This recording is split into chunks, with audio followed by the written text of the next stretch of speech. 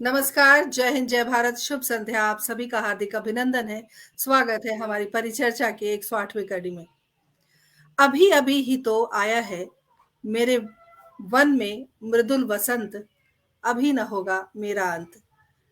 प्रख्यात, विश्वविख्यात, भारत की शान, आदरणीय महाकवि सूर्यकांत त्रिपाठी निराला जी की ये पंक्तियाँ आज हम उन्हें समर्पित करते हैं क्योंकि जिस बसंत की बात हम कर रहे हैं, जिस बसंत ऋतु की बात हम कर रहे हैं, उसी बसंत पंचमी को उनका जन्मदिन होता है, तो हम उनको श्रद्धांजलि अर्पित करते हैं, अपने भाव सुमन अर्पित करते हैं और आज की परिचर्चा को आगे बढ़ाते हैं। बहुत अच्छा लग रहा है क्योंकि हमने परिचर्चा का विषय ही लिया है इतना सुंदर। उस सुंदर विषय के बारे में मैं बताना चाहती हूँ कि ऋतु बसंत और कवि की कल्पना, ये अपने आप में एक परिपूर्ण विषय है क्योंकि हर विषय में मुझे लगता है कि जो कवि होते हैं वो हर ऋतु के लिए एकदम व्यवस्थित होते हैं और हर ऋतु के लिए कवि की अपनी कल्पना होती है, अपने विचार होते हैं और एक कवि ही है, कहते हैं ना कि जहाँ न पहुँचे रवि वहाँ पहुँचे कवि। तो एक कवि ही ऐसे हैं जो हर मौसम में, हर मुसीबत में, हर त्रासदी में अपने भाव प्रकट कर सकता है। तो उस कवि की कल्पना को आज हम प्रणाम करते हैं, समर्पित करते हैं और हमारे साथ हांगकांग से देखिए विजेंद्र जी जुड़ गए हैं। बहुत-बहुत अभिनंदन, स्वागत।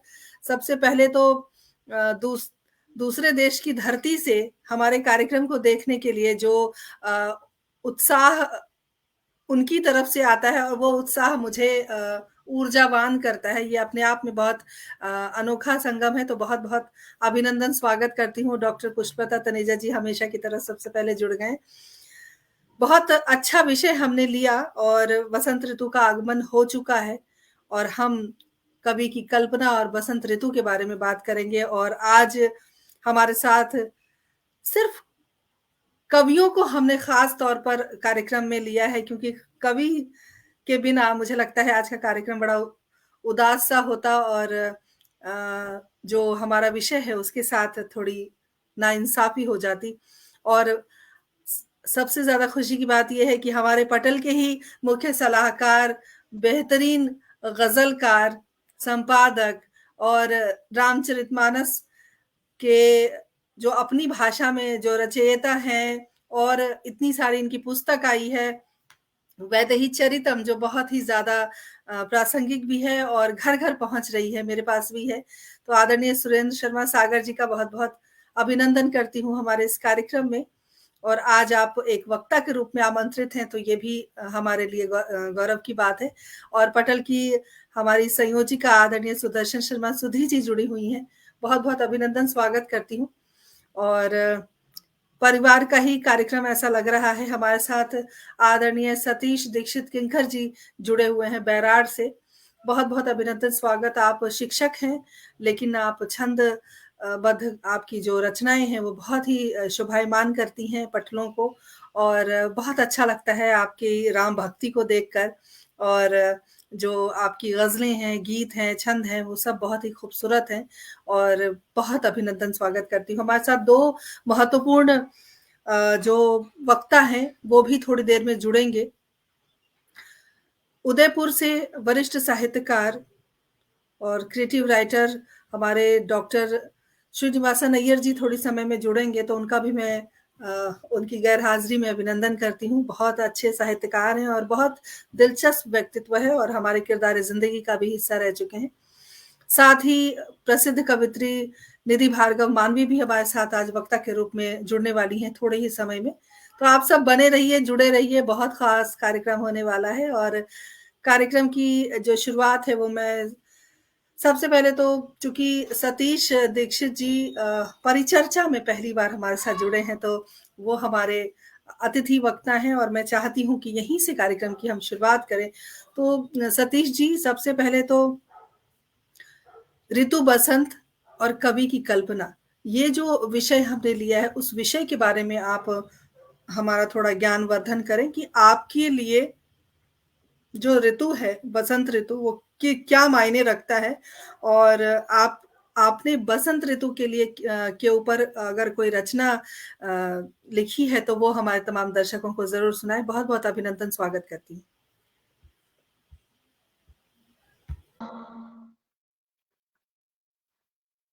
बहुत बहुत आभार आपका बहना, मुझे आमंत्रित करने के लिए।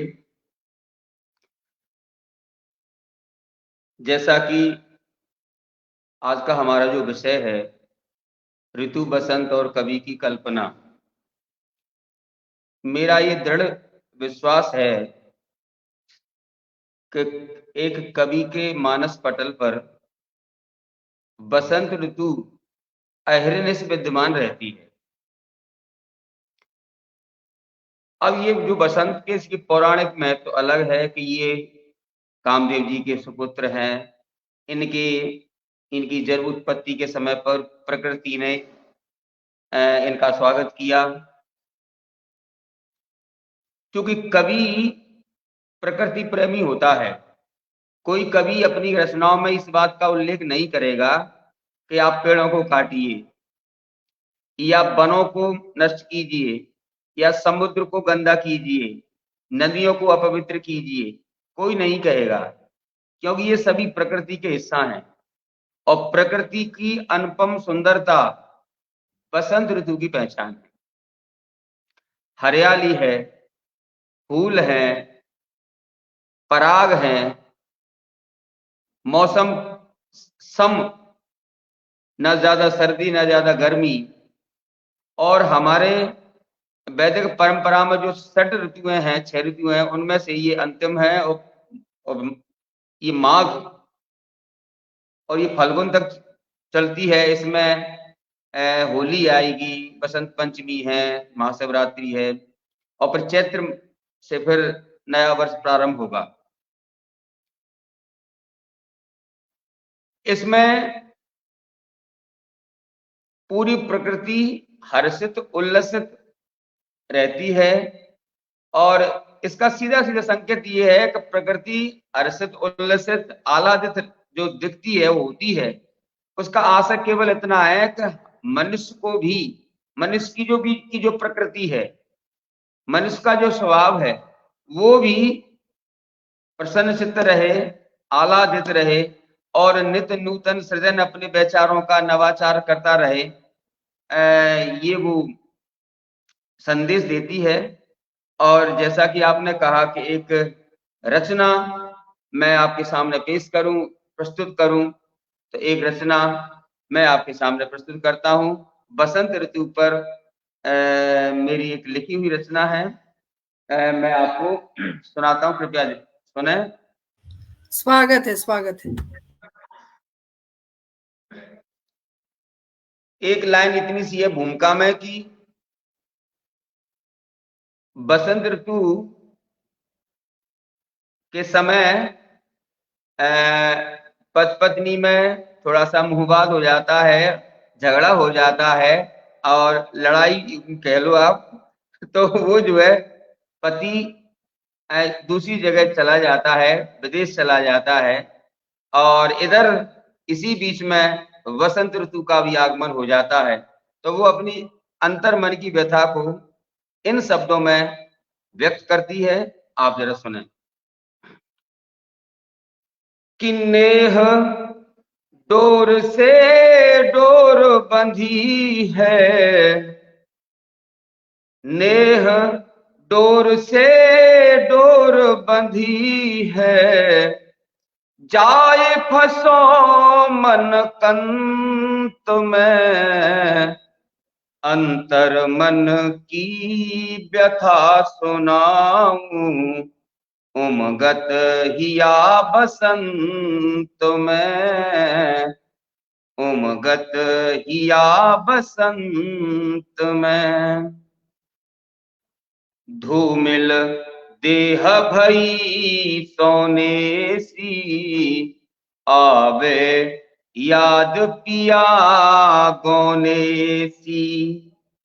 धूमिल देह भई सोने सी, आवे याद पिया गोने सी। प्रेम पिपासा बढ़ती जाए, सावन में भी तुम नहीं आए।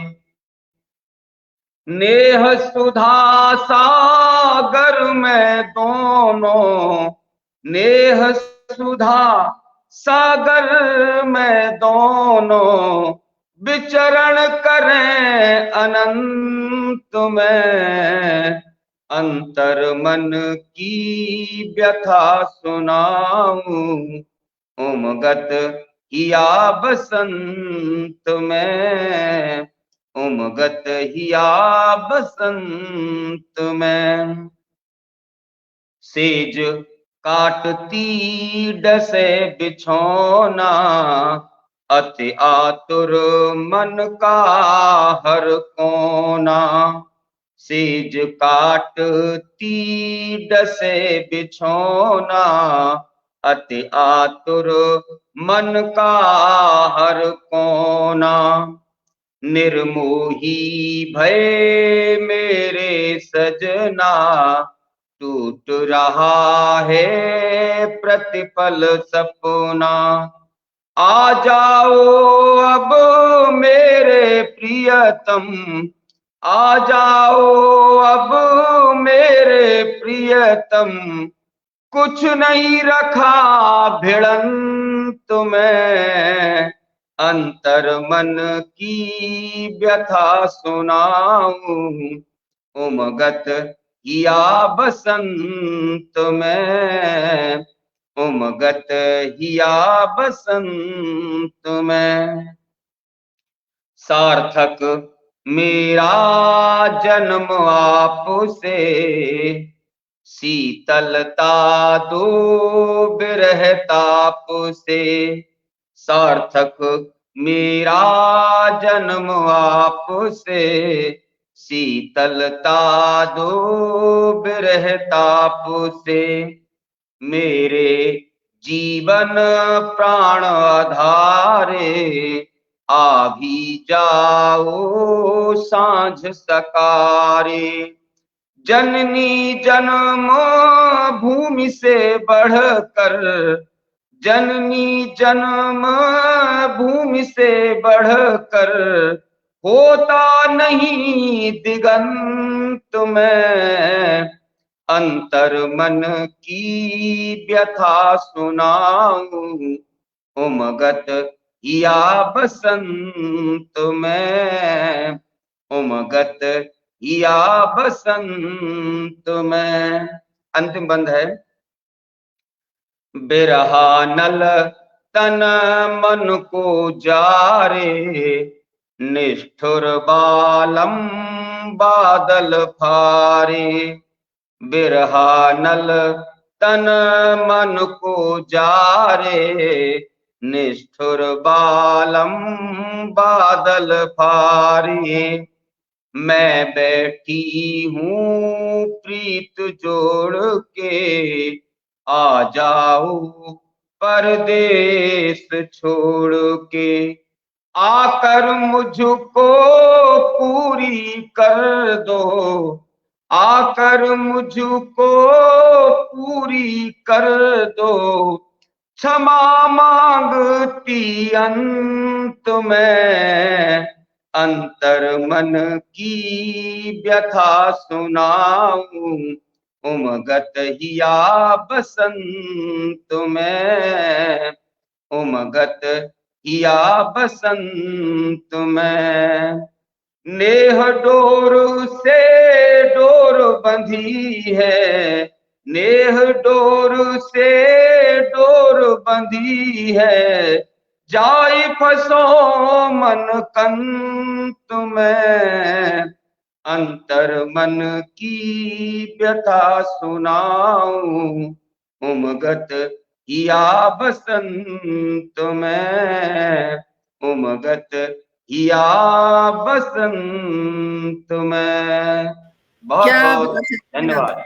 बहुत बहुत सुंदर गीत। और बिल्कुल सतीश जी ने कहा कि चारों तरफ जो हरियाली छाती है बसंत ऋतु में, और पेड़ों पे नए पल्लव आते हैं, हर जगह खुशनुमा सा मौसम होता है, एक अलग दुनिया में हम होते हैं और जहाँ बहुत सारी नए कोपलें आती हैं, वहीं इतने सारे फूल भी होते हैं जिससे बाग बड़े सुंदर दिखते हैं और हमारे साथ बहुत सारे श्रोता सुधी जुड़े हुए हैं।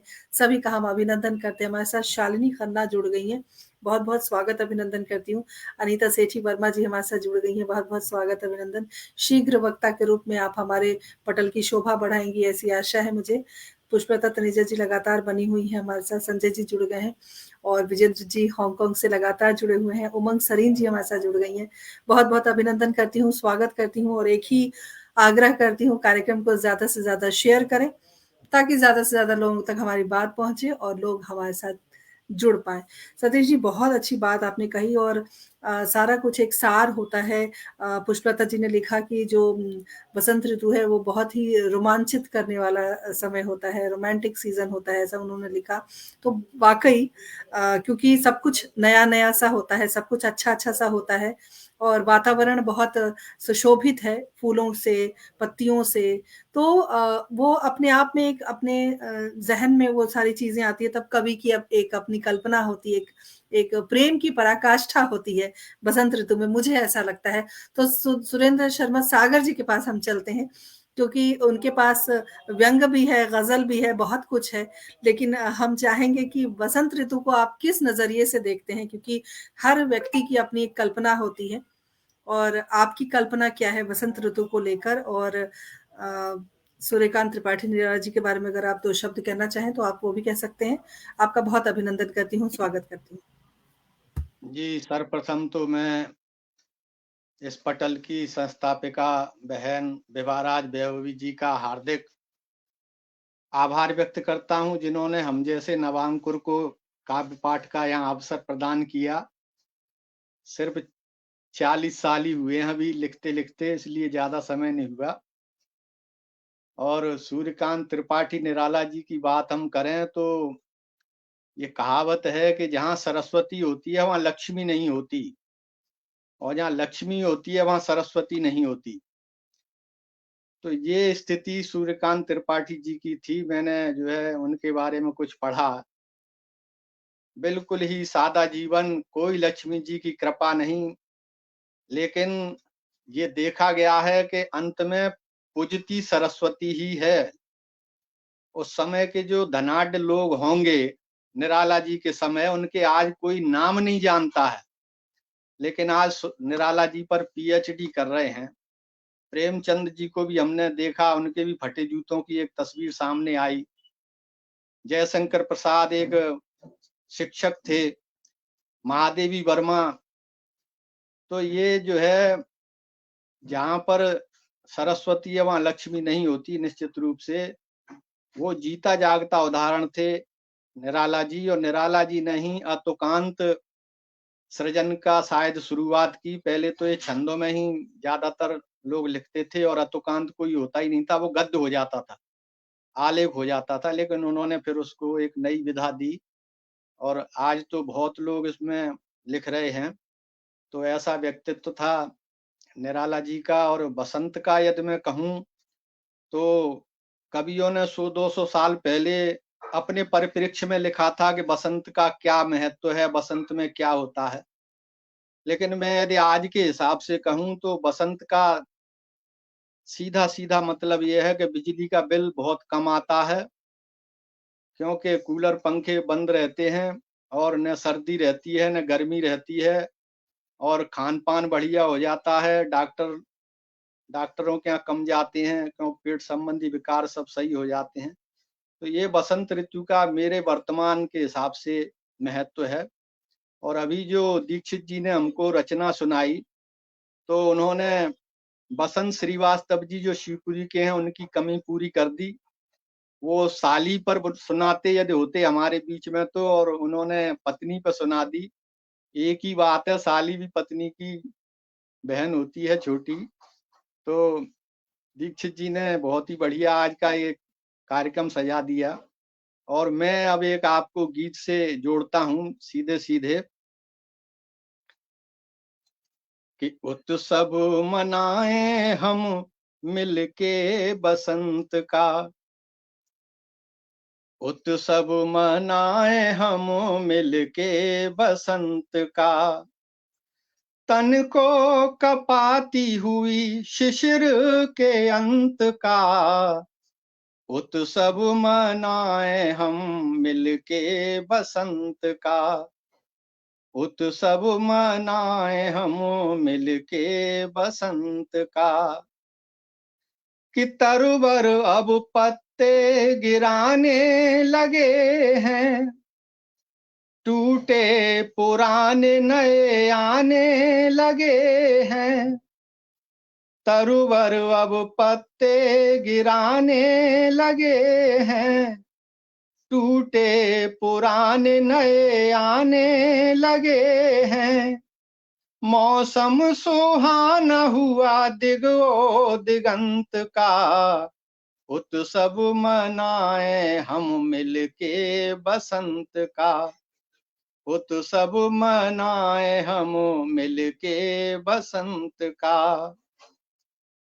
कि इस बार साकार होंगे सब सपने, गए जो विदेश सभी लौटेंगे अपने। इस बार साकार होंगे सब सपने, गए जो विदेश सभी लौटेंगे अपने। आया संदेश कुछ सजनी के कंत का, उत्सव मनाए हम मिलके बसंत का। उत्सव मनाए हम मिलके बसंत का। अब ऋतु परिवर्तन हुआ, जैसे आम फलों का राजा है, ऐसे ही बसंत ऋतुओं का राजा है। इस समय प्रकृति में एक परिवर्तन होता है कि धूप में तेजी अब आने लगी है, ठंडी पवन भी सुहाने लगी है। कि धूप में तेजी अब आने लगी है, ठंडी पवन भी सुहाने लगी है। अभिनंदन करें सभी अंबर अनंत का, उत्सव मनाए हम मिलके बसंत का। उत्सव मनाए हम मिलके बसंत का। और आखिरी बंद से जोड़ रहा हूं कि राधा को मोहन बुलाने लगे हैं, मधुबन में रास रचाने लगे हैं। राधा को मोहन बुलाने लगे हैं, मधुबन में रास रचाने लगे हैं। सब पर असर हुआ कामद के दंत का, उत्सव मनाए हम मिलके बसंत का। उत्सव मनाए हम मिलके बसंत का। तन को कपाती हुई शिशिर के अंत का, उत्सव मनाए हम मिलके बसंत का। उत्सव मनाए हम मिलके बसंत का। जय हो। क्या बात है! इतना खूबसूरत बहुत गीत सुंदर। और उतने ही सुंदर लय के साथ हमेशा की तरह बहुत आनंद आ गया भाई साहब। और देखिए हमारे वरिष्ठ साहित्यकार, क्रिएटिव राइटर आदरणीय डॉक्टर श्रीनिवासन अय्यर जी हमारे साथ जुड़ गए हैं। बहुत-बहुत स्वागत, अभिनंदन करती हूँ। और बहुत आज व्यस्त थे, लेकिन जैसे ही घर पहुँचे हैं वैसे ही इन्होंने मुझे संदेश भेजा था कि वो जुड़ जाएँगे। तो मैं सीधे-सीधे इन्हीं के पास चलती हूँ और मैं उनका स्वागत अभिनंदन करने के साथ-साथ मैं चाहती हूँ कि बसंत ऋतु के बारे में एक साहित्यकार क्या सोचता है, कवि क्या सोचता है और वो क्रिएटिव राइटर क्या सोचता है, जो टूटी हुई, फूटी हुई चीज़ों को बहुत सुंदर बनाने की ताकत रखता है। निसंदेह वो बसंत को बहुत प्रेम करता है। बहुत-बहुत स्वागत अभिनंदन। बहुत बहुत शुक्रिया प्रिय विभा। और आज के इस सुंदर, अविस्मरणीय और प्रासंगिक कार्यक्रम में जो भाग ले रहे हैं मेरे सृजन धर्मा भाई बहन, उनका मैं तहे दिल से अभिनंदन करता हूँ, नमन करता हूँ।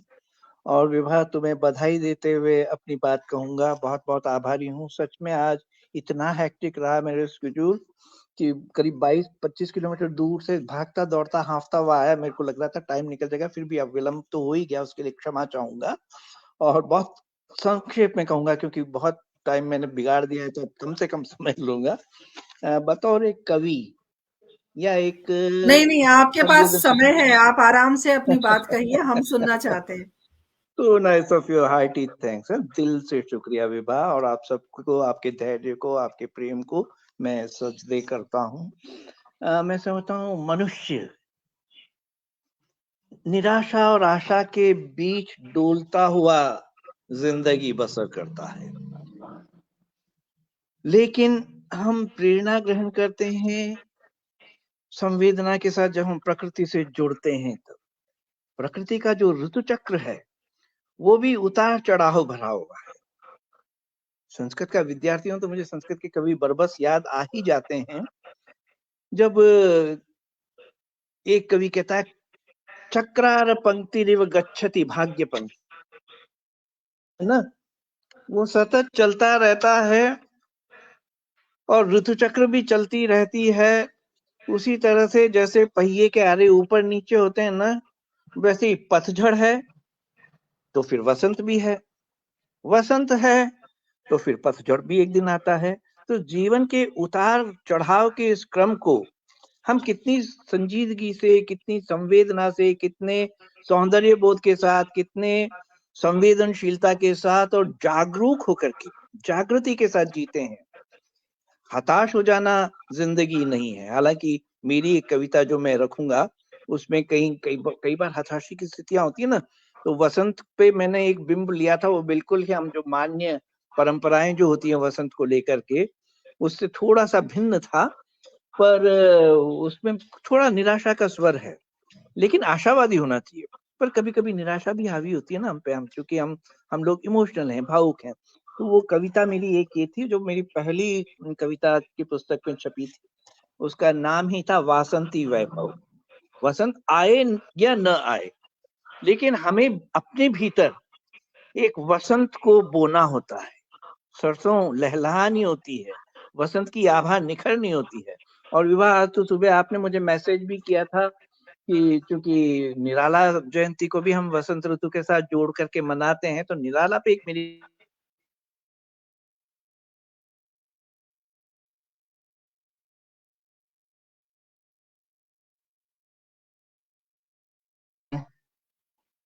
तो वो जो जो निराशा वाली कविता पहले लेता हूँ, फिर उसके बाद में मेरे बहुत अच्छे एक वरिष्ठ साहित्यकार मित्र हैं, क्योंकि कवि मन क्या कहता है उस पर भी हम चर्चा कर रहे हैं ना, तो उनकी उस कविता को भी मैं उद्धृत कराऊंगा। पर पहले मेरी वो जो थी वो वासंती वैभव, उसको मैं ले रहा हूँ।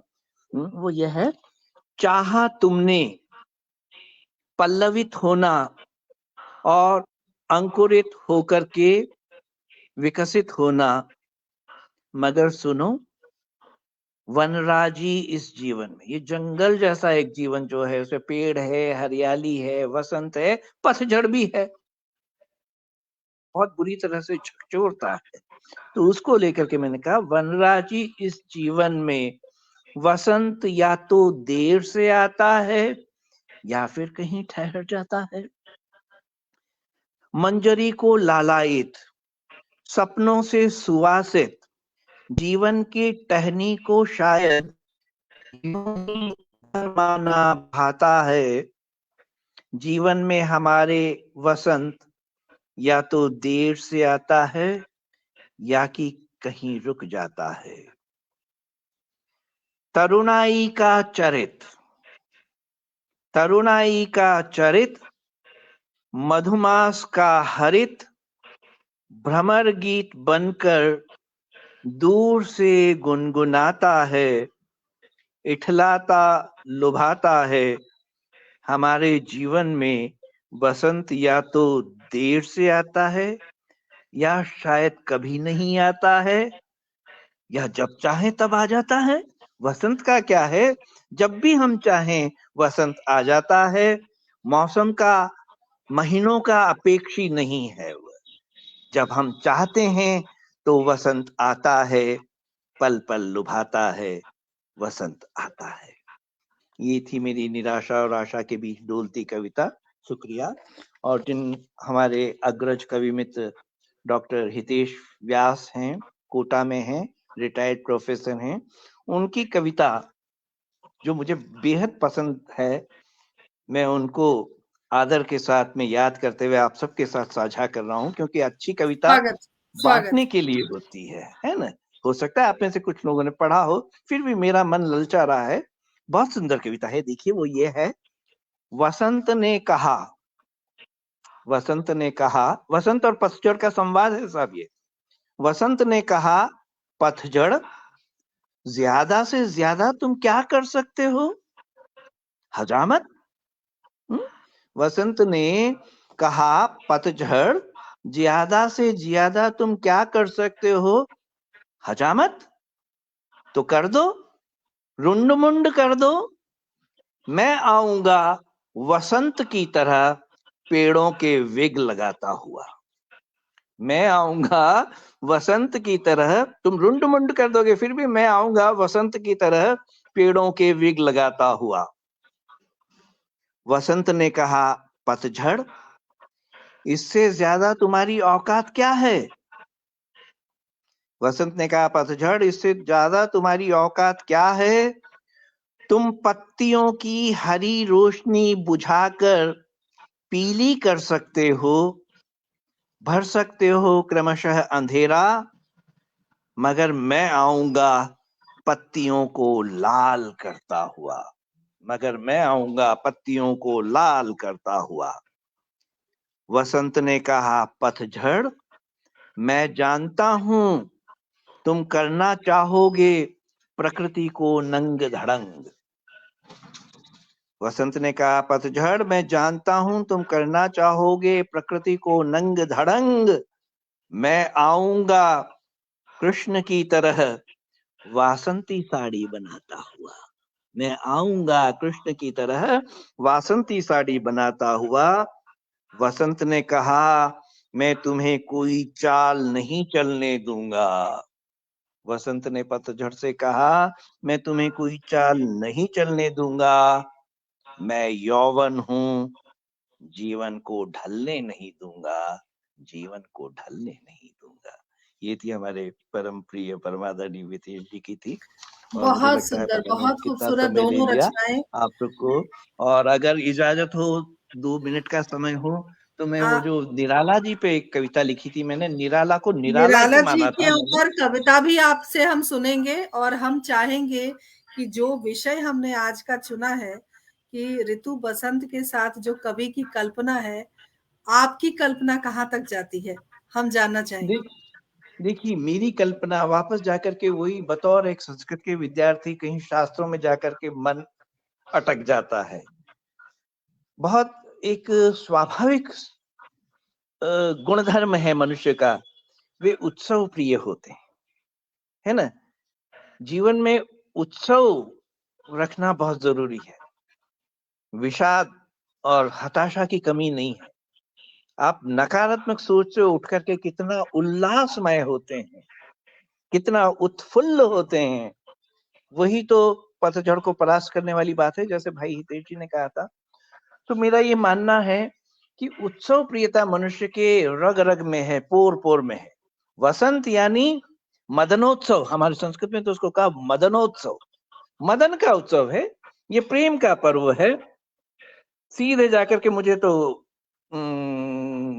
कविराज रविंद्र की पंक्तियां मुझे याद आती, जब उन्होंने कहा था, किसी ने उनसे पूछा था आपका क्या नाम है और आपकी क्या जात है। जैसे हम भारतीय हैं ना, अक्सर करके कास्ट को जरूर बीच में लाते हैं कि भैया आपका क्या नाम है। तो नाम पूछा, क्या नाम है, उन्होंने कहा आनंद आमार नाम। तो वसंत जो है, हमारे भीतर जो खो चुका आनंद है ना, उसको वापस फूंक के जगाता हो। जैसे कोयला धीरे धीरे बुझने लगता है और हम फूंक मार के वापस अंगारी को सुलिंग करते हैं ना, तो ये है अवसर वसंत का, मैं ये मानता हूँ। फिर से हमें नई ऊर्जा भरना। मुझे कालिदास याद आता है, जब अभिज्ञान शाकुंतलम में प्रसंग है, दुष्यंत शकुंतला को दुर्वासा के श्रापवश भुला देता है, विरह में है।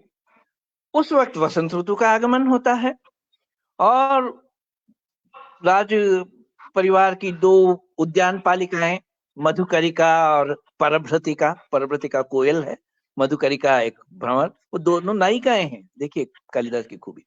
तो वो पुष्प चयन करने के लिए नहीं, क्योंकि वसंत ऋतु हो गया और वसंत ऋतु में मैं जैसे अभी निवेदन किया, मदनोत्सव है। मदनोत्सव यानी मदन कौन?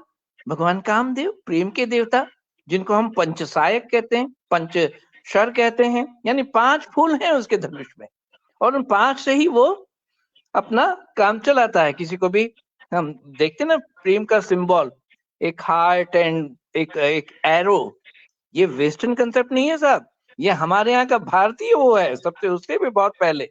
और वहां तो खाली एक एरो है, वो तीर कोई विशेष नहीं है। हमारे यहाँ तो पंचसायक कहा, 5 पुष्प हैं, अलग अलग पुष्प हैं, उसका धनुष है, करता है।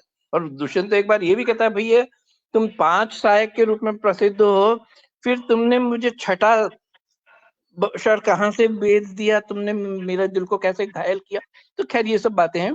तो वहां पे जो मधुकरिका और परभृतिका पुष्प आवचय कर रही हैं मदन के पूजन के लिए, तो वो कांचुकी आकर के कहता है, अरे रुको रुको रुको, भगवान ने, ये महाराज दुष्यंत ने राज्यादेश जारी कर दिया कि कोई भी वसंत ऋतु नहीं मनाएगा। बोलिए, राजा का आदेश देखिए आप। जन सामान्य के लिए भी प्रतिषिद्ध कर दिया कि क्यों? क्योंकि वो निजी अपने दुख में डूबा हुआ है, तो उसको लगता है कि कोई क्यों मनाए। तो वो आप पे और कहता है, देखा नहीं तुमने, ये कोयल भी आधा कूकते हुए रह गई है। तो कोयल की कूक क्या है? प्रतीक है। प्रकृति में कितने खजाने भरे हुए, आप देखिए।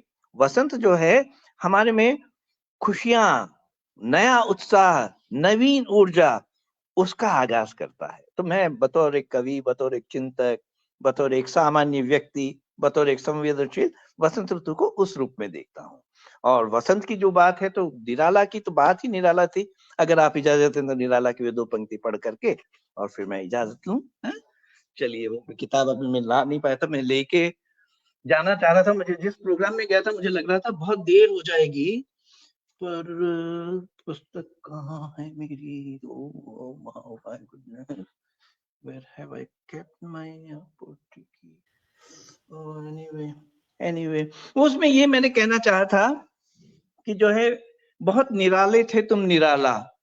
क्योंकि निराला की जो हम जीवनी पढ़ते हैं उसमें देखते हैं कि वो बहुत उनका कॉन्ट्राडिक्टरी एक आचरण, संवेदनशील थे, महादेवी जी को दीदी मानते थे। अब जब देखिए निराला के साथ साथ महादेवी जी याद आ रही हैं मुझे, कैसी थी ये? मैंने जैसे शुरू में ही अपना जिक्र किया ना, मनुष्य आशा और निराशा के बीच डोलता रहता है, ये कुछ उसके लिए अभिशाप है।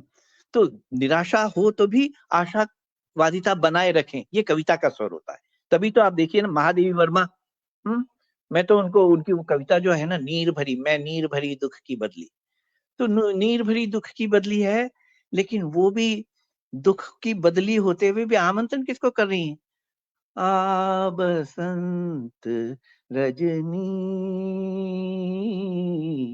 आ बसंत रजनी, धीरे धीरे उतर क्षितिज से, धीरे धीरे उतर क्षितिज से, मलयाचल अभिराम बिछा दे, चितवन से अपनी, आ बसंत रजनी, आ बसंत रजनी। तो निराला भी निराशा में भी आशा, उनका जीवन आप देखें, उनके पन्ने पलट के देखें, तो उसमें जो था ना, और कई विवादास्पद बातें भी हमने सुनने को, पढ़ने को आती हैं, पर मुझे लगता है जो व्यक्ति करुणा से भरा है ना, करुणा से किसी के चरित्र का आकलन होना चाहिए। केवल दैहिक उसकी एषणा जो है, उससे कभी भी किसी का चरित्र आंका नहीं जाता। तो मैंने वो पुस्तक अभी मिल नहीं रही है मेरे को, सारा गड्डो-मड्डो हो रहा है, पर 2 पंक्तियों में वो सार था उसमें कि कि रसिया भी हो सकते हैं पवित्र, सिर्फ 3 लेटर वर्ड नहीं होता है चरित्र। तो उसमें निराला को मैंने उस तरह से, वो मधुमती में राजस्थान साहित्य अकादमी की पत्रिका में भी जब उन्होंने मुझसे रचना मांगी थी, मैंने कहा ये दे रहा हूँ, बहुत बोल्ड है, आप छापेंगे क्या? अगर छापते हो तो देता हूँ। मैंने कहा ये, तो उन्होंने छापा था, मैं उनका आभारी हूँ। तो उसपे मैंने कोलाज भी बना रखा है। विवाह कभी अगले वाले वसंतोत्सव में अगर रहा है ना, हम बिल्कुल, बिल्कुल, और हम चाहेंगे कि आप हमारे साथ बने रहें, और बहुत शुक्रगुज़ार हैं इतने सुंदर वक्तव्य के लिए, और मैं चाहूँगी कि आप बने रहें हमारे साथ। और सुदर्शन विवश तो शर्मा हम जी, वसंत के साथ जोड़ते हैं। हमने कितने वसंत देखे, हम ये नहीं कहते हमने इतने पतझड़ देखे। आपने बिल्कुल कितने सही वसंत बात, देखे? बिल्कुल तो सही मुझे बात लगता है। है कि और हम, अगला वसंत जब हम देखेंगे ना, तो वो निराला जी को भी हम साथ में शेयर करेंगे। बहुत बहुत जी, आभार, बिल्कुल दिल सही। से बहुत साधुवाद विभा, मैं चाहूँ बहुत सारा आशीर्वाद। बहुत तुम तो शुक्रिया। मुझे ताऊ जी कहती हो, और सबको, और सब सुधी जनों को, विभूतियों को मेरा प्रणाम, मेरा अभिनंदन, मेरा आदर। बहुत बहुत शुक्रिया मैं विभा, चाहूँगी कि अच्छा आप मौका देने हमारे के लिए। साथ अभी मुझे लग बने रहा था रहें वंचित हो थोड़ी जाऊंगा देर। मैं। हाँ, बहुत बिल्कुल। अब मैं मैं अपनी चाहूँगी चाय कि आप शेयर कर बने रहा हूँ, रहें आया हमारे तब साथ। से तलब हो रही थी। एक बच्चा है, उसने चाय बना के दी, मैं चाय आप सबके साथ साझा कर रहा हूँ मन ही मन। मुझे लग रहा था जी, जी, प्रोग्राम ज़रूर, चला ज़रूर। जाएगा कहीं, मैं और इतने हम विलंब से। कार्यक्रम को आगे बहुत बढ़ाते बिल्कुल। हैं। सुदर्शन शर्मा सुधी जी बहुत मंद मंद मुस्कुरा रही हैं बहुत देर से, और मुझे लगता है इनके पास कुछ ज्यादा ही खजाना है। और हमारे साथ दिल्ली से प्रसिद्ध कवित्री निधि भार्गव मालवीय जी जुड़ गई हैं, और बहुत इनका भी व्यस्ततम आज दिन था। और कुछ स्वागत सुधीर है निधि का, श्रोता हैं जो स्वागत है। अभी जुड़े हैं, उनका भी हम अभिनंदन करते हैं। रेखा जगदेव जी हमारे साथ जुड़ी हुई हैं, बहुत बहुत अभिनंदन, स्वागत करती हूँ। हंस जी हमारे साथ जुड़े हुए हैं, बहुत बहुत स्वागत, अभिनंदन। उसके अलावा उन्होंने बहुत सारे संदेश भेजे हैं, मैं पढ़ के सुनाऊंगी। संजय जी लगातार हमारे साथ बने हुए हैं, और सार्वरी चतुर्वेदी जी हमारे साथ जुड़ गई हैं, अभिनंदन। कन्हैया लाल भ्रमर जी हमारे साथ जुड़ गए, बहुत बहुत स्वागत, अभिनंदन करती हूँ। आप सभी बने रहें, जुड़े रहें, कार्यक्रम को शेयर कीजिए, ताकि जो बात हम दर्शकों तक, श्रोताओं तक पहुंचाना चाहते हैं, वो बात पहुंच सके। और सुदर्शन शर्मा सुधी जी के पास चलते हैं। एक लेखिका या एक गजल कहने वाली गजलकारा, या एक कवित्री, या एक आम नारी, बसंत ऋतु का जो प्रभाव है कवि हृदय के ऊपर, या एक आम इंसान के ऊपर, वो कितना असरदार होता है। और क्या कुछ परिवर्तन है हमारे जहन में भी। क्योंकि जैसे कि श्रीनिवासन अय्यर जी से अभी बातचीत हुई, तो उन्होंने कहा कि कितने वसंत हमने देखे। हम ऐसा पूछते हैं, कई बार मैं पूछती हूँ कि कितने सावन हो गए आपके जीवन के। तो हम सिर्फ ये इन बातों का एक ही सार है कि आपने अपनी जिंदगी में कितने उत्साह देखे, कितना उमंग आपने जिया। तो सावन और बसंत की जब हम बात करते हैं कि कितने बसंत आपके जीवन के हो गए, मतलब कितना जीवन का पड़ाव आपने पार किया। तो सुदर्शन जी, मैं चाहूंगी कि आप अपने वक्तव्य रखें, और उसके बाद हम निधि को सुनेंगे। विभा, बहुत बहुत धन्यवाद।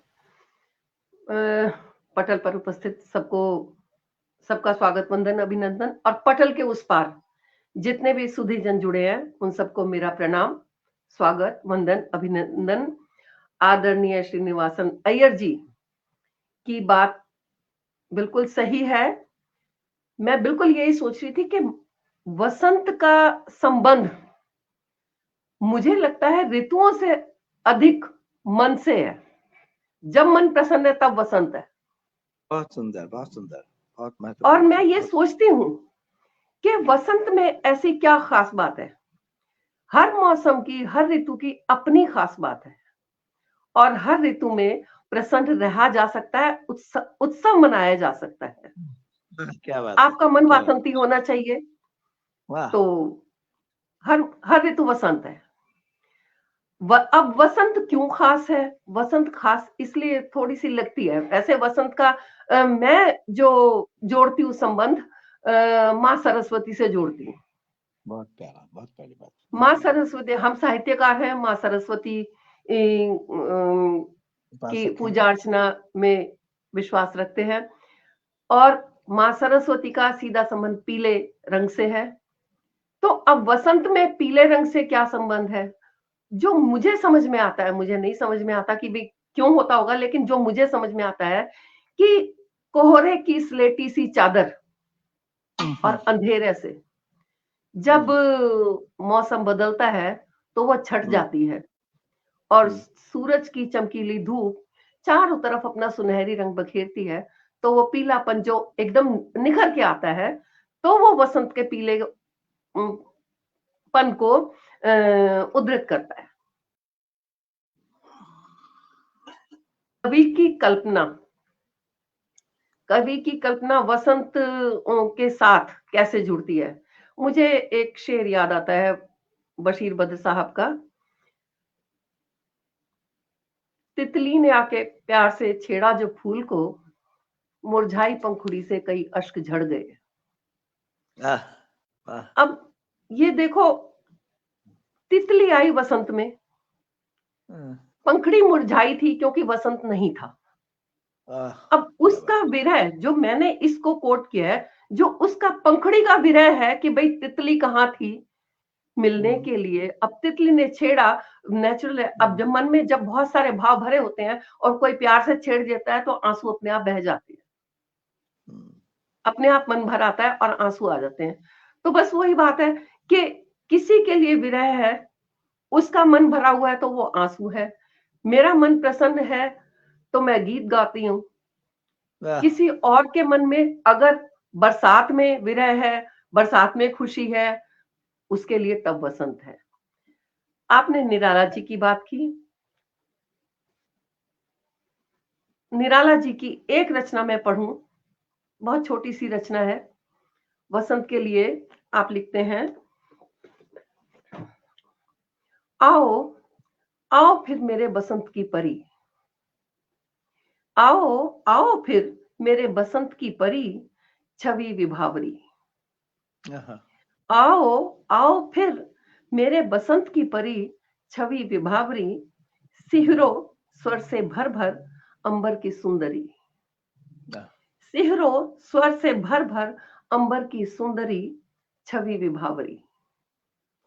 बहे फिर चपल ध्वनि कल कल तरंग, बहे फिर चपल ध्वनि कल कल तरंग, तरल मुक्त नव नव छल के प्रसंग, तरल मुक्त नव नव छल के प्रसंग, पूरित परिमल निर्मल सजल अंग, पूरित परिमल निर्मल सजल अंग, शीतल मुख मेरे तट की निस्तल निर्झरी, छवि विभावरी, छवि विभावरी। तो ये तो थी निराला जी की रचना। अब कवियों के लेखन पे आती हूं, जो मैं कहती हूं कि मतलब है तो आधुनिक काल के कवि, लेकिन हमारे से कई जनरेशन ऊपर, उनके लेखन में और आज के लेखन में वैसे सोचा जाए अगर, बसंत में कुछ खास बात नहीं है। सही बताऊं मैं, कोपलें निकलती हैं, फूल उगते हैं और मौसम खुल जाता है, बस इतनी बात है। प्रेम की ऋतु तो जब मन करेगा तब प्रेम की ऋतु होगी ना, इसको प्रेम की ऋतु क्यों कहा जाए? प्रेम के लिए मौसम की क्या जरूरत है भाई? तो वाह क्या बात है।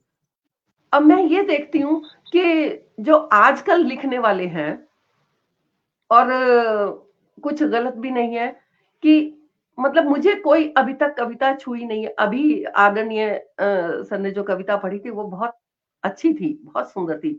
कोई कविता ऐसी बसंत पर मतलब ऐसी मुझे अभी तक नहीं मिली जो अभिभूत कर जाए कि क्या बिल्कुल अलग लिखा है सबसे। और उसमें मैं भी अपवाद नहीं हूं, सच बताऊं तो। क्योंकि क्या लिखेंगे बसंत के विषय में हम? अनंग के विषय में लिखेंगे, फूल के विषय में लिखेंगे, पुरवाई के विषय में लिखेंगे, अमराई के विषय में लिखेंगे, कोयल के विषय में लिखेंगे। That's it. उससे आगे हम कुछ नहीं लिख सकते। तो ठीक है, बसंत ऋतु है तो बसंत मनाते हैं। अपनी एक रचना रखती हूँ, तो सुनिएगा। स्वागत है, स्वागत है। गीत है और न आए कंत। सुन सखी देखो आया बसंत, सुन सखी देखो आया बसंत, फूलों पर गुनगुन है भंवरे और न आए कंत, सुनो सखी देखो आया बसंत। और बंद रखती हूँ। अमराई अब बोराई है, अमराई अब बोराई है, और पवन भी महुआई है। टेसु में फूले अंगारे, जी में आग लगाई है। टेसु में फूले अंगारे, जी में आग लगाई है। कैसा प्यार का मौसम आया, कोयल हो गई चंट। सुनो सखी देखो आए न आया बसंत।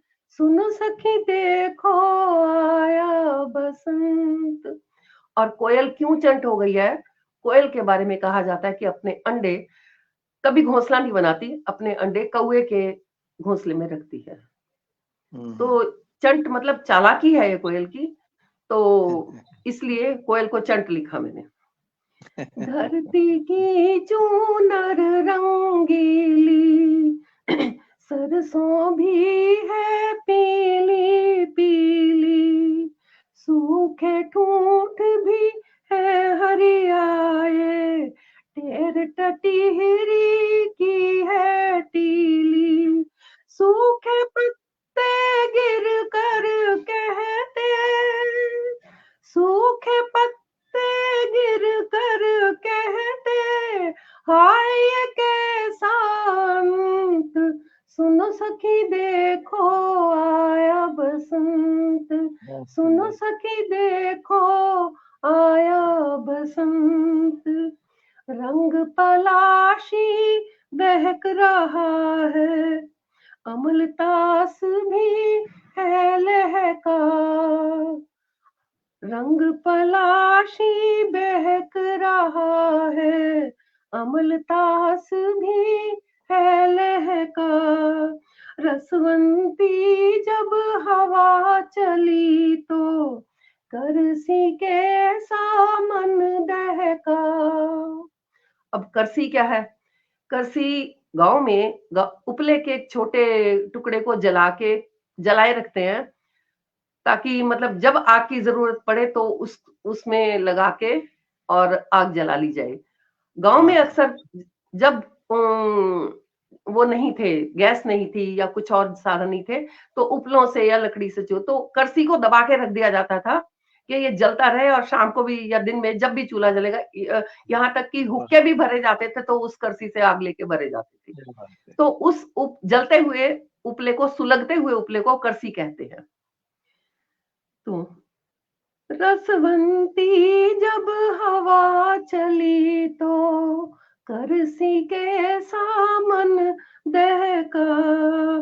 बिन साजन के फीका फागुन, मोहे कल न पड़ंत।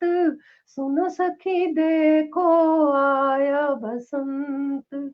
सुनो सखी देखो आया बसंत। फूलों पर गुन गुन है भंवरे, और न आए कंत। सुनो सखी देखो आया बसंत। बहुत सुंदर गीत, और बिल्कुल बसंत ऋतु की अपनी एक अलग छवि भी है, और जितने व्यक्ति हैं उन सब के मन में बसंत की एक अपनी कल्पना है, और अपनी बात है, अपने विचार हैं कि और जैसे कि जो बसंत है वो हम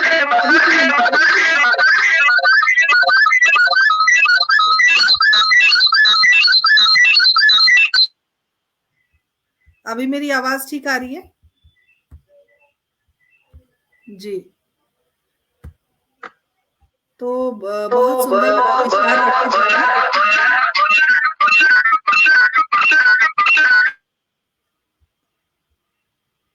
अभी आवाज सही है? ओके। हमारे साथ कुछ दर्शक श्रोता जुड़े हैं, जरा हम उनका इस्तकबाल करते हैं, उनका अभिनंदन करते हैं, स्वागत करते हैं। उसके बाद हम थोड़ी देर निधि भार्गव मानवी का इंतजार करेंगे क्योंकि समय भी परवान चला है। और हमारे साथ मुकेश कुमार अनुरागी जी पहली बार हमारे पटल पर जुड़े हैं, बहुत बहुत अभिनंदन, स्वागत करती हूँ। हमारे साथ शबनम मेहरोत्रा जी जुड़ी हुई हैं, बहुत बहुत स्वागत अभिनंदन करती हूँ। आप सब इसी तरह बने रहें, जुड़े रहें। अच्छा लगता है जब आपकी उपस्थिति होती है, यही ऊर्जा है जिससे हम नए नए विषय को लेकर आते हैं। और देखिए, बसंत ऋतु के ऊपर न सिर्फ परिचर्चा सफल हो रही है, बल्कि जो अलग अलग विचार व्यक्त किए जा रहे हैं, अपनी अपनी जो सोच है, और एक व्यक्ति का अपना एक दायरा होता है हर ऋतु के लिए या हर विषय के लिए।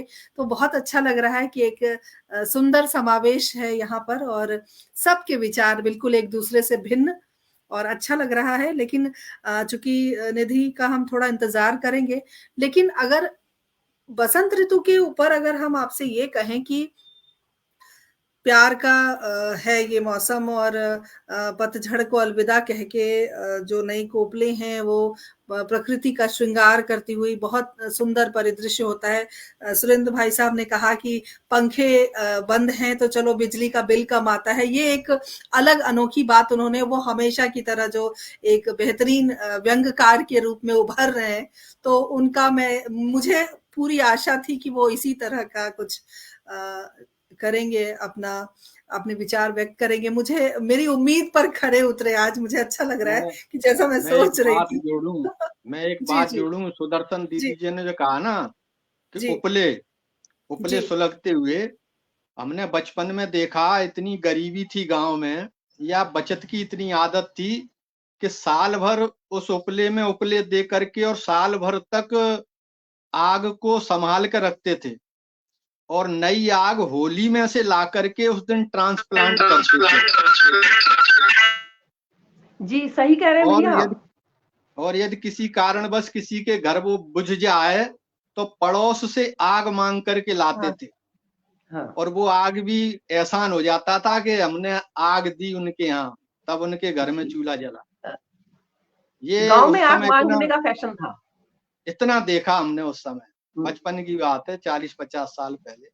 जी। और अब तो माचिस एक घर में ही पूरा बंडल एक जल जाता है।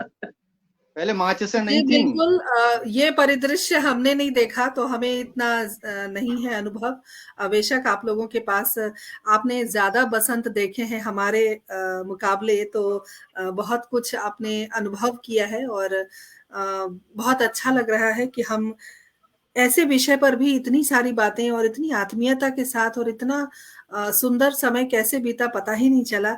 लेकिन अगर मैं कहूँ कि जैसे कि मैं बात कर रही थी कि संदेश की अगर हम बात करें चलते चलते, क्योंकि निधि से संपर्क करने की मैं कोशिश कर रही हूँ, निधि अगर जुड़ती हैं तो थोड़ी देर हम देखेंगे। लेकिन मैं चाहूंगी कि संदेश के रूप में अगर बसंत ऋतु के बारे में, या जो पीढ़ी है, भावी पीढ़ी है, उनकी नजर में जो बसंत ऋतु है वो अलग तरीके का है।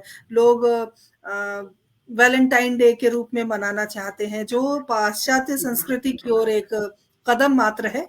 लेकिन हम जो अपनी पीढ़ी को एक संदेश दें बसंत ऋतु के बारे में, एक साहित्यकार होने के नाते, या एक आम इंसान होने के नाते, या एक कवि हृदय होने के नाते, तो क्या संदेश आप सबका होगा? और मैं बारी बारी से सबका नाम लेती हूँ और मैं चाहूंगी कि संदेश दें। सबसे पहले सतीश भाई साहब से मैं गुजारिश करूंगी कि आप अगर चंद पंक्तियों में अगर, या चंद बातें कहकर आप अपना संदेश देना चाहें तो क्या देंगे? मेरा तो ये नवयुवक जो पीढ़ी है उसको एक ही संदेश है कि जड़ों की तरफ लौटाओ। जड़ों की तरफ आ जाएंगे तो हम प्रकृति का संतुलन भी कर पाएंगे और जीवन भी अपने आराम से जी पाएंगे। विद्रूपताओं से हम दूर हट जाएंगे और विद्रूपताओं का प्रभाव हम पर नहीं पड़ पाएगा। जड़ों की तरफ लौट आएंगे। बस मेरा तो इसमें ही संदेश है। बहुत बढ़िया। और यही संदेश अगर मैं सुरेंद्र भाई साहब से अगर लेना चाहूं तो क्या देंगे आप?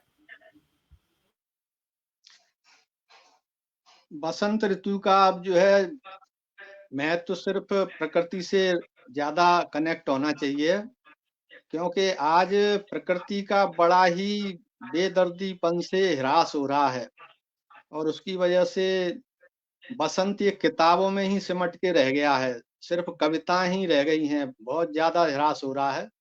तो प्रकृति की तरफ हम लौटें। और ये वैलेंटाइन डे तो खैर बहुत लेट हमको पता लगा, ये हमारे समय में नहीं था। उस समय कॉलेज में पढ़ते थे तो हमारे फूल तो किसी काम आए ही नहीं कभी। तो हम तो इसका विरोध करते हैं कि ये वैलेंटाइन तो बंद होना ही चाहिए। चलिए, आपके फूल किसी के काम नहीं आए तो वैलेंटाइन डे बंद होना चाहिए, ये तो मुझे उम्मीद है कि आप बहुत अच्छा व्यंग लिखेंगे और आपसे अनुरोध करती हूँ कि आप इस ओर ज़रूर ध्यान दें।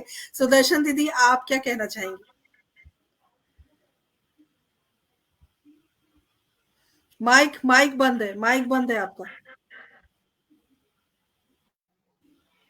बसंत ऋतु और नई जनरेशन, सही बात तो ये है कि जैसा कि बात प्रकृति से तो खैर लगाव होना ही चाहिए, और ऐसी बात नहीं है, बच्चे आजकल हैं प्रकृति की ओर थोड़े बहुत सजग हैं, क्योंकि बहुत छोटे बच्चों को स्कूल में इस ओर उन्मुख किया जा रहा है और बच्चे हैं पॉलीथीन यूज नहीं करना चाहते और सजग है पेड़ लगाने के लिए।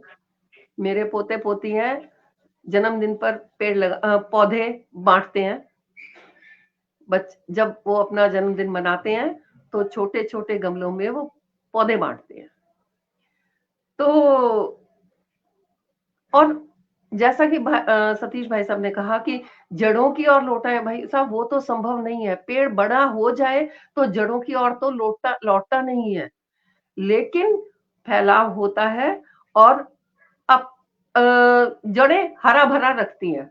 तो हमारा ही काम है कि अब उन पेड़ों को हम संभाले रखें।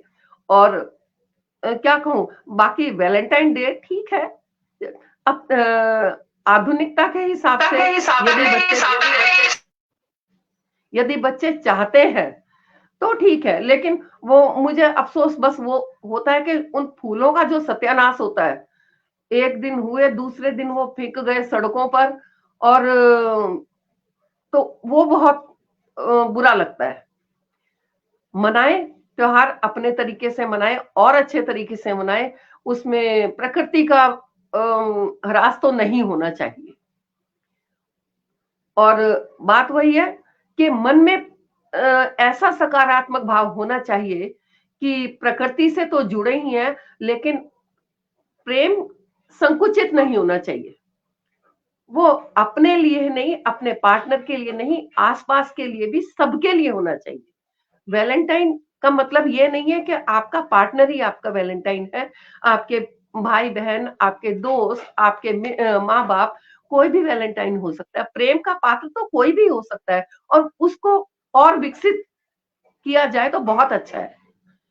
ये पॉजिटिविटी, प्रेम की पॉजिटिविटी रहे तो और बहुत चीजों के साथ हो जाएगा। बहुत सुंदर तो बस संदेश। यही संदेश है। मुझे यही लगता है कि हिंदी साहित्य संस्थान दिल्ली के पटल से जब भी हम संदेश मांगते हैं तो एक से बढ़कर एक संदेश मिलते हैं, और कहीं ना कहीं हमारा पटल बाकी चीजों से अलग है और बहुत सुंदर है।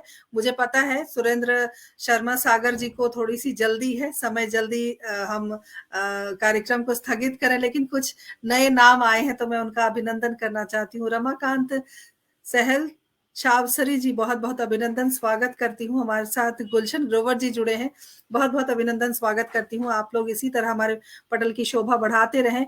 और आदरणीय श्रीनिवासन अय्यर जी के पास में चलती हूँ और जानना चाहती हूँ कि आप क्या विचार रखते हैं, और अगर संदेश मांगू मैं तो आप क्या संदेश देंगे? लगता है संपर्क टूट गया है इनसे भी, और निधि जी ने खेद प्रकट किया है कि वो जुड़ नहीं पा रही हैं।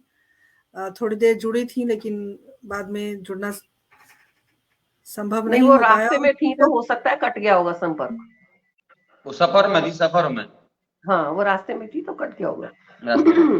जी, श्रीनिवासन अय्यर जी के साथ हमारा संपर्क टूट गया है, और अच्छा सफर रहा, और देखते हैं, कोशिश करते हैं अगर वो जुड़े हैं, क्योंकि उनका संदेश भी बहुत महत्वपूर्ण है। बहुत विद्वान व्यक्ति हैं और आने वाली पीढ़ी के लिए जरूर कुछ ना कुछ अच्छा उन्होंने अपने विचार रखे होंगे। और बसंत ऋतु वाकई उल्लास का एक नाम है, शोभा का नाम है, प्रेम का नाम है और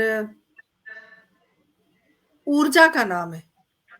तो जहाँ ऊर्जा है, जिस ओर ऊर्जा है, उस ओर बसंत है और मुझे लगता है कि मेरे लिए हर रोज बसंत है, क्योंकि नई परिचर्चाएं लेकर आती हूँ हर रविवार। आप सब जरूर पसंद करते हैं, तभी हमारे साथ जुड़ते हैं, अपना बहुत बहुमूल्य समय देते हैं।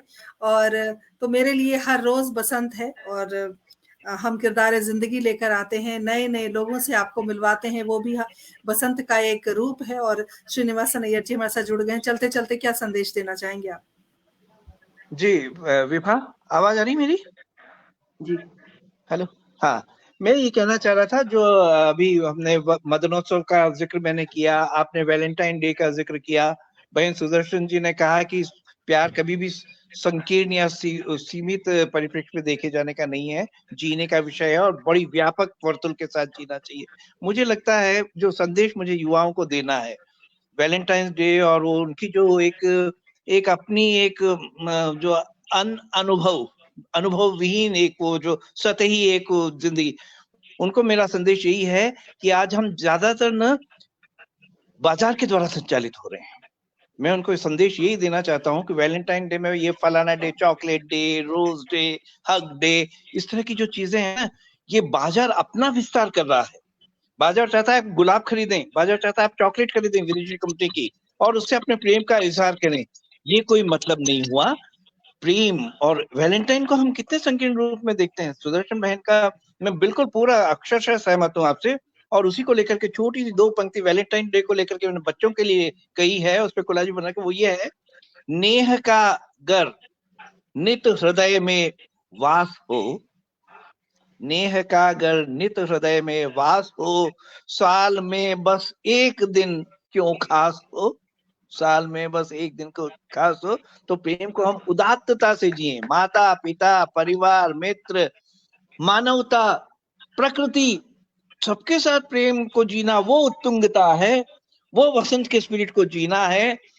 केवल वैलेंटाइन डे का एक चला चली का खेला, एक भेड़ चाल चल करके हम खाली मार्केट का लाभ दे रहे हैं, लोगों का बाजार चल रही है, मल्टीनेशनल कंपनियों को फायदा पहुंचा रहे हैं, कुछ भला नहीं होने जा रहा है। हम चाहे भ्रम पाल लें वैलेंटाइन डे मना करके, उसका बहुत कोई औचित्य नहीं है, गहराई नहीं है। हमारे युवा तो हमारा देश नचिकेता और उद्दालक आरुणि उनका देश है, उनको हम पश्चिमी उसमें भेड़ चाल में एक हिस्सा बना रहे हैं। कितना दुखद है। आज हम त्योहार भी मनाते हैं तो कंपनियां कह रही हैं आप दिवाली मनाइए कैडबरी चॉकलेट से मनाइए, आप फलाना मनाइए कोका कोला से मनाइए। क्यों भाई, हमारे यहाँ व्यंजनों की कमी है क्या? हमारे यहाँ परंपराएं लुप्त हो गई क्या? हमारे अपने दौलत और खजाना नहीं है क्या? तो वो एक आत्मावलोकन करना चाहिए युवा को। बहुत जागरूक है, बहुत अच्छा है, बहुत एनर्जेटिक है, बहुत ताकत है, बहुत उसकी ऊर्जा से भरा हुआ है, उसको थोड़ा सा ये नीरक्षीर विवेक करने की क्षमता आ जाए। मैं युवाओं से यही दरखास्त करता हूँ कि वैलेंटाइन के बहाने वो संचालित न हो कठपुतली बन करके, सच्चे अर्थों में गहराई से, ये बुद्ध और महावीर का देश जो सबके साथ प्रेम करता था, प्रेम को उस व्यापक परिप्रेक्ष्य में लिए जाने की जरूरत है। मुझे उम्मीद है हमारे युवाओं पे मुझे गर्व है, गौरव है 35-40 साल बहुत पढ़ा सुंदर, करके। तो मैं बहुत सुंदर संदेश बहुत बहुत आदरणीय शुक्रिया, श्रीनिवास बहुत बहुत शुक्रिया, अय्यर जी, बहुत बहुत बहुत बहुत शुक्रिया शुक्रगुजार हैं हम, बहुत आभारी हैं। जी इतना जी, सुंदर बहुत बहुत संदेश और इतनी धन्यवाद आप सबको। ऊर्जावान संदेश आप सभी पटल की शोभा बढ़ाने के लिए हमारे आतिथ्य को स्वीकार किया। और सुरेंद्र भाई साहब पुनः आभार आपका, सतीश भाई साहब पुनः आभार, अय्यर जी पुनः आभार, सुदर्शन जी पुनः आभार, बहुत और निधि किसी कारणवश जुड़ नहीं पाई, उनके पास भी बहुत कुछ था कहने के लिए, उनका भी हम आभार व्यक्त करते हैं। और तमाम सुधी श्रोताओं का आभार व्यक्त करते हैं कि आपकी उपस्थिति, पावन उपस्थिति से हमारा जो पटल है वो हमेशा शोभायमान रहता है। इसी तरह जुड़ते रहिए। अगली बार जो हम विषय लेकर आएंगे वो हम अपराध और अपराधी की जो मानसिकता है उस पर हम बात करेंगे। तो उसको हम 2 पार्ट में लेकर आएंगे और बहुत कुछ है हमारे पास कहने के लिए, सुनने के लिए और आपसे साझा करने के लिए। तो इंतजार कीजिए अगले रविवार का। तब तक के लिए आगे दीजिए। आप सभी को बहुत बहुत शुभकामनाएं और बहुत बहुत आभार पुनः व्यक्त करती हूँ। और इसी तरह हमारे कार्यक्रम की शोभा बढ़ाते रहिए। अगली बार बहुत नया बधाई और विषय। साधुवाद विभा, बहुत बधाई धन्यवाद साधुवाद और आप सबको सबका। बहुत अपना आभार। बहुत बहुत धन्यवाद। बहुत बाय। आभार। शुभ रात्रि। जय हिंद, जय भारत। शुभ रात्रि। जय हिंद, जय भारत। शुभ रात्रि।